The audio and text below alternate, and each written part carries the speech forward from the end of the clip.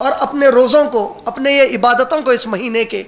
آپ لوگ چھوٹے موٹے وہ اعمال سے برباد مت کر لو جس کے بارے میں ہمارے پیارے نبی صلی اللہ علیہ وسلم نے بار بار ہم کو نصیحتیں فرمائی ہیں کہ دیکھو تم لوگ جب روزہ رکھتے ہو تو اپنی زبان کی حفاظت کرو، چغلیوں کے ساتھ، غیبتوں کے ساتھ، گالی گلوچ کے ساتھ، جھوٹ کہہ کر اس کا اجر مت گنوا لو،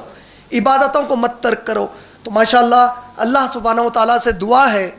کہ اے اللہ سبحانہ و تعالیٰ، بے شک آپ ہمارے رحمان اور رحیم رب ہیں،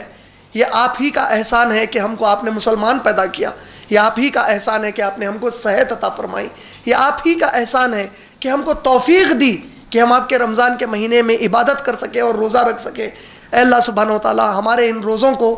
فوراً قبول فرما لیجئے، اور آپ اپنی رحمت سے، آپ غنی ہیں، آپ وہاب ہیں، آپ ودود ہیں۔ اے اللہ آپ اپنے تمام نیک آپ کے جو نام ہیں، اعلیٰ جو آپ کے نام اور صفات ہیں، آپ کو ان تمام ناموں اور صفات کا واسطہ ہے کہ ہماری ہر نیکی کا اجر آپ اپنی قدرت کے حساب سے عطا فرمائیے، اور ہمارے ہر گناہ کو آپ اپنے قدرت کے حساب سے معاف فرما دیجئے۔